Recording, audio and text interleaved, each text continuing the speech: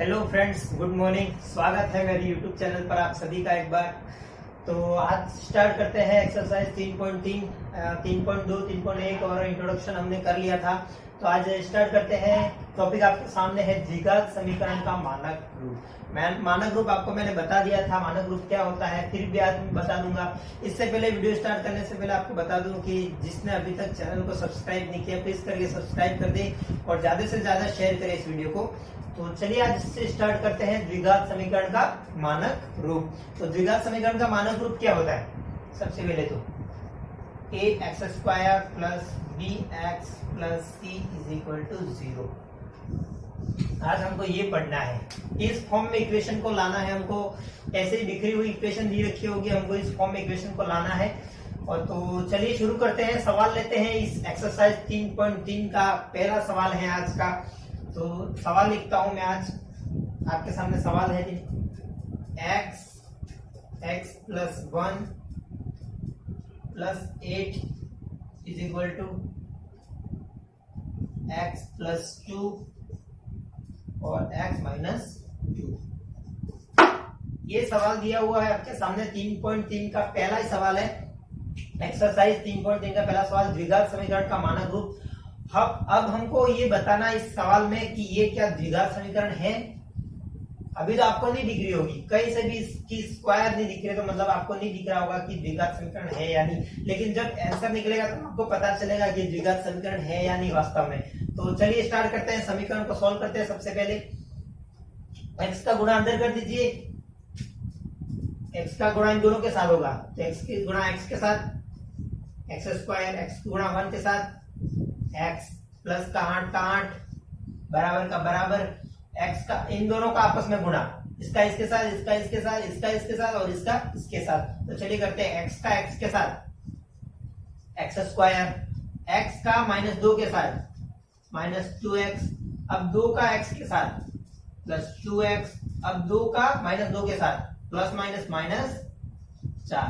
तो ये इक्वेशन यहाँ तक आ गई। अब यहां से सॉल्व कर दीजिए, पक्षांतरण कर दीजिए, कुछ नहीं करना है।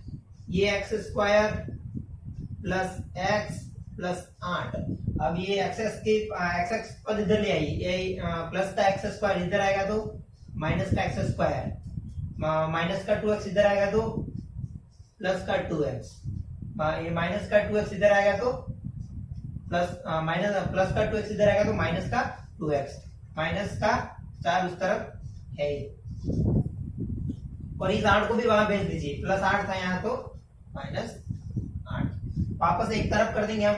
ये x कट गया, -2x से प्लस 2x कट गया, यहाँ क्या बचा x बचा, और -4 -8 कितने होते? -12 को इस तरफ लाएंगे तो +12, इस तरफ 0।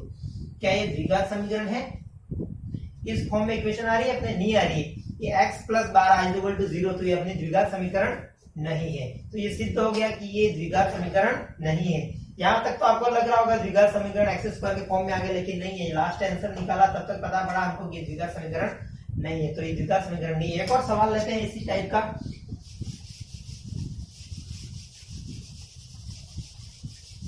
इसी का सवाल लेते हैं, सवाल नंबर 2। ये इंपॉर्टेंट सवाल है। x प्लस 2 का cube equal to x³ minus 4। ये सवाल है। तो सॉल्व करते हैं इसे। इसी टाइप में लाना। अगर द्विघात समीकरण है तो इस टाइप में आ जाएगा, अगर द्विघात समीकरण नहीं है तो कुछ और आ जाएगा। तो सॉल्व करते हैं इसको। सबसे पहले आपको बता दूं कि यहाँ क्यूब दिया हुआ है, तो इसका फॉर्मूला है a प्लस बी का क्यूब। तो उसका फॉर्मूला है, यहाँ पे लिख देता हूं मैं, a प्लस बी का cube is equal to a³ plus b³ plus 2a² b plus 2ab²। ये फॉर्मूला आपको याद करना है। ये a प्लस बी का होल क्यूब का मतलब फॉर्मूला है a³ plus b³ plus 2a² plus a² b plus 2ab²। तो यही फॉर्मूला यहाँ पे पुट अप कर दीजिए। a³ मतलब x³ b³ मतलब 2 का क्यूब कितना होता है? 2 × 2 × 2, 2 × 2 4, 4 का 2 8 प्लस 8 फिर 2a² b, तो 2 का 2, a² मतलब एक्स स्क्वायर और b मतलब 2, चलो ये हो गया। इसके बाद 2ab² प्लस 2ax b² मतलब 2 का स्क्वायर कितना होता है 4, ये आ गया। बाकी वैसा कैसा x³ माइनस 4। तो इस इक्वेशन को सॉल्व कर दीजिए। x³ प्लस 8, ये इसको सॉल्व कीजिए। 2 into 2 4x² plus 4x² plus 4 into 2 8x plus 8x equal to x³ minus 4 आ गया। x³ से x³ कट गया क्योंकि इस तरफ लाएंगे तो माइनस का आएगा। यहाँ क्या बचा 4x² प्लस 8x ये माइनस का 4x इधर है तो इधर आएगा तो प्लस का 4x, 8x प्लस 4 कितने हो गए 12 प्लस 12 इक्वल टू 0। देखिए किस फॉर्म में equation ax² plus bx plus c के फॉर्म में आ गई, ये इक्वेशन आ गई। तो ये द्विघात समीकरण है, द्विघात समीकरण है। तो आपको अच्छे से समझ में आया होगा। एक बार फिर से नोट कर लीजिए, आराम से समझ लीजिए। अगर समझ में नहीं आया तो एक बार वीडियो को वापस देखकर वापस समझ लेना आराम से। तो इस पर नेक्स्ट करते हैं अपन। अब आएगा गुणनखंड विधि से द्विघात समीकरण के मूल ज्ञात करना। गुणनखंड विधि से एक सवाल मैंने बताया था इससे एक्सरसाइज 3.1 में, एक बार फिर से यहाँ देख लेना। इसी फॉर्म में इक्वेशन दी गई होगी आपको। ax² plus bx plus c is equal to 0 के फॉर्म में इसके फॉर्म निकालने हैं। मैंने बताया था गुणा करने पर इतना, जोड़ बाकी करने पर इतना। वही सवाल अब आएगा यहाँ से। इसी का दूसरा सवाल, दूसरे का इसी पे एक सवाल और करना हो तो कर दीजिए। इसका तीसरा सवाल है, इंपॉर्टेंट सवाल है, अच्छा सा, चलो कर दीजिए। अच्छा सवाल है तीसरा सवाल। x² plus 3x plus 1 is equal to x minus q का होल स्क्वायर। अभी मैंने एक सूत्र बताया था यहाँ पर x plus a plus b का होल क्यूब वाला। तो यहाँ a माइनस b का होल स्क्वायर वाला सूत्र है, तो सेम सूत्र, कुछ नहीं करना यहाँ पे। a माइनस b का whole square is equal to a² minus 2ab plus b²। ये फॉर्मूला याद कर लेना, ये फॉर्मूले ज्यादा इंपॉर्टेंट है, याद कर लेना अच्छे से। दो फॉर्मूले अक्सर किसी ना किसी क्वेश्चन में ये आप मिल ही जाएंगे। स्क्वायर के फॉर्म में मिल जाएगा, क्यूब के फॉर्म में मिल जाएगा। तो चलिए यहाँ से सॉल्व करते हैं। x² का x² प्लस 3x का 3x प्लस 1 का 1, a माइनस b का होल क्यूब, a² मतलब x² माइनस 2, a का मतलब x, b का मतलब 2 माइनस 2 प्लस b² मतलब 2 का स्क्वायर कितना, 2 का स्क्वायर कितना 4, b² मतलब प्लस 4 इक्वल टू, मतलब 0 मत कीजिए। चलो इसको, या x से x तो कट गया क्योंकि ये आएगा वापस हो जाएगा। तो यहाँ 3x plus 1 equal to minus minus plus 4x plus 4, ये आ गया। इस 4x को इधर लाइए तो माइनस का x आ जाएगा, 3x माइनस 4x प्लस 1, 4 को इस तरफ लाइए माइनस 4 इक्वल टू 0। ये क्या आ गया minus x plus minus 3 equal to 0। क्या इस फॉर्म में आई इक्वेशन? नहीं आई, तो ये द्विघात समीकरण नहीं है। बस सॉल्व करना आना चाहिए, फॉर्म सूत्र याद करने ज्यादा से ज्यादा, और कुछ नहीं करना है। दो सूत्र यहाँ पर आ गए आपके सामने, a minus a plus b का होल क्यूब और a माइनस b का होल स्क्वायर। दोनों सूत्र याद करने, सिंपल सा सवाल है, छठी सातवें में पढ़ते आ रहे, तो याद हो गए होंगे आपको। तो आप सवाल करते हैं, इंपॉर्टेंट सवाल अपन, बहुत ही ज्यादा इंपॉर्टेंट। गुणनखंड विधि से द्विघात समीकरण के मूल ज्ञात करना।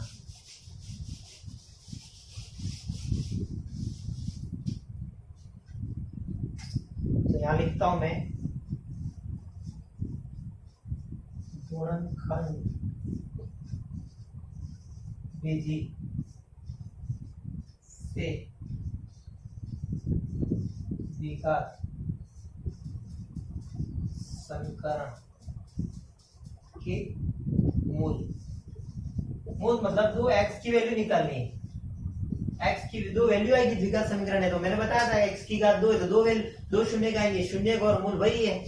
3 घात की होगी तो 3 शून्य का आएंगे, 3 मूल आएंगे। तो चलिए यहाँ से स्टार्ट करते हैं। सबसे पहले तो द्विघात समीकरण का मानक रूप लिखा था मैंने, ax square plus bx plus c is equal to 0। रेडिंग से दिख नहीं रहा होगा तो मैं कम यूज करता हूँ इसको।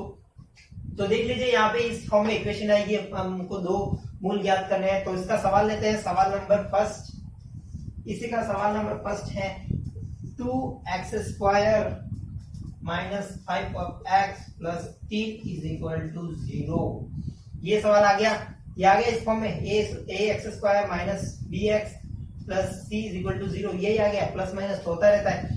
ax square plus bx plus c इस फॉर्म में आ गया, तो ये द्विघात समीकरण है। अब इसको सॉल्व करते हैं। सबसे पहले मैंने आपको बताया था दो फर्स्ट और लास्ट को तो सेम का सेम ऐसा लिख दीजिए, 2x square plus 3 equal to 0। बस बीच वाले को छोड़ दीजिए, यहाँ पे इस बीच वाले को छोड़ दीजिए यहाँ पे, और इसके ही हमको खंड करने हैं। तो मैंने बताया था आपको कि लास्ट वाले और फर्स्ट वाली संख्या 2 और फर्स्ट लास्ट वाली संख्या 3।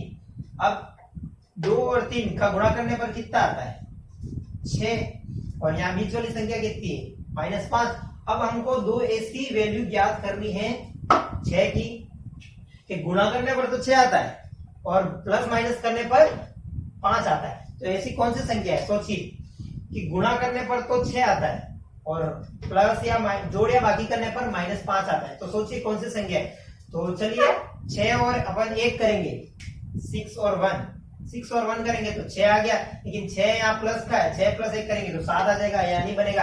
अगर यहाँ ऐसे करते हैं माइनस और माइनस, माइनस माइनस प्लस हो जाएगा, तो यहाँ पे गुणा करने पर तो 6 ही आएगा, लेकिन माइनस करने पर -6 और -1 का गुणा का -7 आ जाएगा, तो ये नहीं आएगा।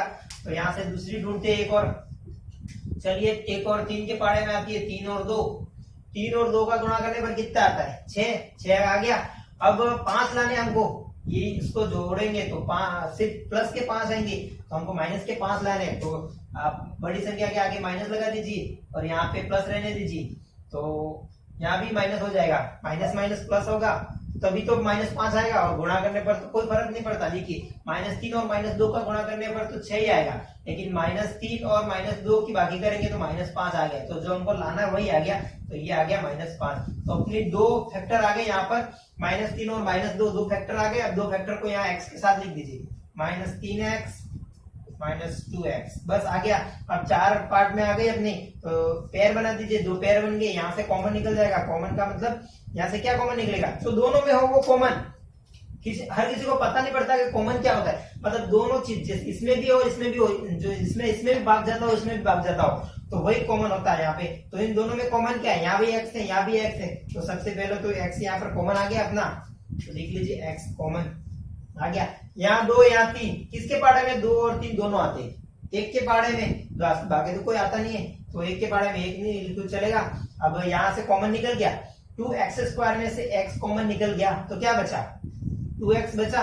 कैसे बचा, यहाँ देखो 2x स्क्वायर अपॉन कॉमन निकाला x से एक x कट गया तो बचा क्या, 2x, बस यही बचा यहाँ पे।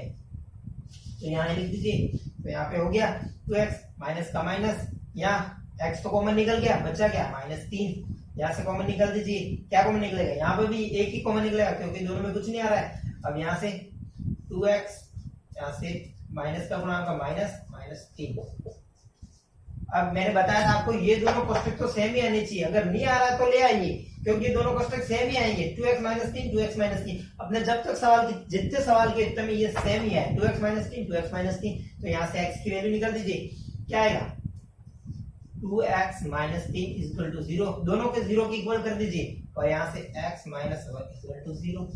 यहाँ से x की वैल्यू क्या आ गई, ये प्लस का 3 उस तरफ जाएगा, माइनस का 3 उस तरफ जाएगा, तो प्लस का 3 ये 2 गुणे में नीचे जाएगा तो बटे में होगा।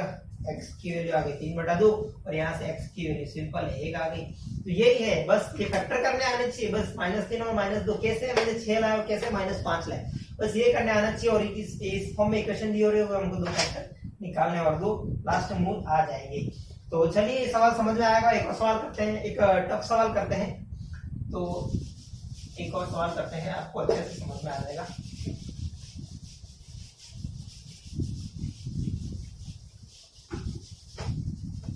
इसी का सवाल नंबर है दूसरा। बुक में देख लीजिएगा, आपके 3.3 का यही सवाल है जो मैं एक्सरसाइज में दिए हुए। और 3.2 जो भाग वाला सवाल नहीं आते थे, 6 नंबर का एक सवाल आता था यहाँ से, लेकिन इस 10वीं में इस बार सिलेबस में हटा दिया उसको, तो मैंने वो नहीं करवाया है क्योंकि 3.2 से नहीं आएगा सवाल, वो सिलेबस से हट चुका है। तो यहाँ से 3.3 से एक सवाल आ सकता है, इसी फॉर्म में आ सकता है। तो चलिए सॉल्व करते हैं, एक अच्छा टफ सवाल करते हैं। √3x² plus 10x plus 7 √3 = 0। अब इसके फैक्टर करने हैं हमको और लास्ट दो मूल ज्ञात करने हैं। तो चलिए करते हैं। मैंने क्या बताया था, सबसे पहले तो जो चीज जैसी दो लास्ट वाले फर्स्ट वाले जैसे के जैसे लिख दीजिए, -3x² और लास्ट वाला 7 √3 = 0। बस ये ऐसा कैसा लिख दीजिए। अब इसके फैक्टर करने हैं प्लस 10 के, 10x के फैक्टर करने हैं।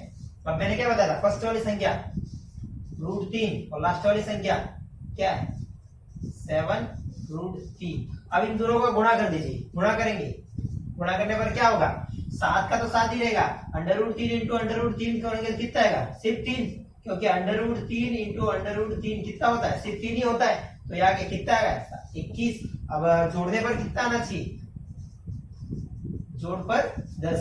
अब ऐसी संख्या बताइए इस 21 की कि गुणा करने पर तो 21 आता है और जोड़ने पर 10 आता है। कौन सी संख्या है, सोचिए। आप ही सोचोगे क्योंकि ये काम तो आपको ही करना है, कोई नहीं बताएगा। आप अपने दिमाग से सोचना है कि गुणा करने पर तो 21 आना चाहिए, लेकिन जोड़ने पर 10 आना चाहिए। कौन सी संख्या है ऐसी, तो देखिए एक तो है 7 और एक 3। 7 इंटू 3 करेंगे कितना आएगा 21 और जोड़ने पर कितना आएगा 10 आ गया। बस सिंपल है, यही सोचना है। अपन को सोचने आना चाहिए कि गुणा करने पर इतना और जोड़ने पर इतना, वो यहाँ से हमको पता पड़ेगा कि कैसे हमको इसके फैक्टर करने हैं। तो यहाँ से दो फैक्टर आ गए, दोनों को x की फॉर्म में लिख दीजिए यहाँ पे। तो लिखिए 7x प्लस 3x, बस 4 पार्ट आ गए, दो पेयर बन गए इसके। अब यहाँ से कॉमन निकालना, वहां से सोल्व करना, बस इतना ही तो करना है। तो चलिए करते हैं। यहाँ से क्या कॉमन आ रहा है, यहाँ से क्या कॉमन आ रहा है, जो दोनों में आया वो कॉमन, देखिए क्या कॉमन आ रहा है, x कॉमन आ रहा है, x कॉमन आ रहा है नहीं, दोनों में, इसमें भी x इसमें भी x। तो बाकी बचा क्या, √3x प्लस 7, यही बचा ना। देखिए √3x² upon x, x cut गया √3x, बस यही बचा। तो ऐसे ही फैक्टर करने हमको, बस ये आ गया। फिर यहाँ से क्या कॉमन आएगा, प्लस का प्लस, यहाँ से क्या कॉमन आएगा। अब मैंने बताया था आपको, ये कोष्टक आया है ऐसा कैसा, यहाँ सेम कोष्टक आना चाहिए, सेम कोष्टक, मतलब कुछ भी अलग नहीं, प्लस माइनस का भी भेद नहीं होना चाहिए। यहाँ 3x प्लस 7 आया है तो यहाँ भी 3x प्लस 7 ही आना चाहिए। तो यहाँ से आ जाएगा, देखिए कॉमन निकालते हैं, क्या कॉमन निकलेगा। इस 3 को हम √3 लिख सकते हैं, मैंने बताया था आपको। यहाँ √3 इंटू √3 कितना होता है, 3 ही होता है ना। तो बस यही तो करना है, लिख दीजिए। यहाँ से √3 लिख सकता हूँ, तो कॉमन क्या आ गया, √3 लिख सकता हूँ मैं कॉमन में, √3 कॉमन में लिख सकता हूँ यहाँ से।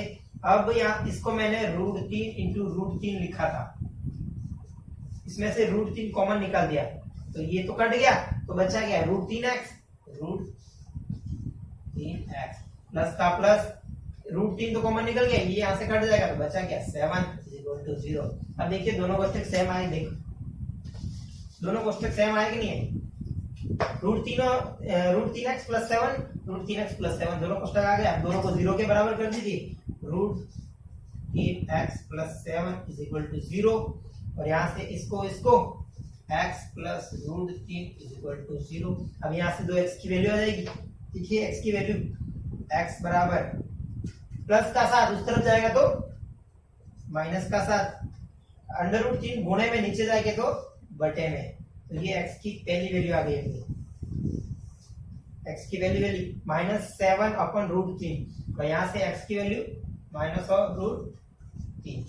बस ये दो वैल्यू आ गई x की, यही तो करना था, बस हो गया सवाल, बस सिंपल से सवाल है। तो ये हो गया गुणनखंड विधि से द्विघात समीकरण के मूल ज्ञात करना। आपको अच्छे समझ में आएगा। दो फैक्टर करने यहाँ से आइए, आपको सोचना है कि कैसे आएगा, और बाकी काम तो आप कर ही दोगे। दो फैक्टर निकल गए, दोनों यहाँ लिख देना, जो फर्स्ट वाले लास्ट वाले संख्या को जैसे जैसे लिख देना है, इसके दो फैक्टर यहाँ लिख देने, दो एक एक पेयर बन जाएगा, यहाँ से कॉमन लीजिएगा, एक्स की वैल्यू आ जाएगी, बस इतना ही करना है। और हम कल पढ़ेंगे पूर्ण वर्ग विधि से द्विघात समीकरण ज्ञात करना। कैसे हम द्विघात समीकरण ज्ञात करते हैं पूर्ण वर्ग बनाने की विधि से, तो वो है एक्सरसाइज 3.4 का शायद, तो कल उसको ये करेंगे। तो आज यहाँ तक आपको समझ में आया होगा अच्छे से। तो चलिए मिलते हैं नेक्स्ट क्लास में। और इसके पहले जो क्लासें नहीं देखी वो देख लीजिएगा, क्योंकि सीधी ये क्लास समझ में आने वाली है नहीं, क्योंकि कैसे आया कैसे नहीं आया वो अगली 2 क्लासों में ही पता पड़ेगा आपको। तो चलिए मिलते हैं नेक्स्ट क्लास में। अभी के लिए बाय, और चैनल को सब्सक्राइब कर दीजिए, लाइक कर दीजिए, और ज्यादा से ज्यादा शेयर कर दीजिए। बाय।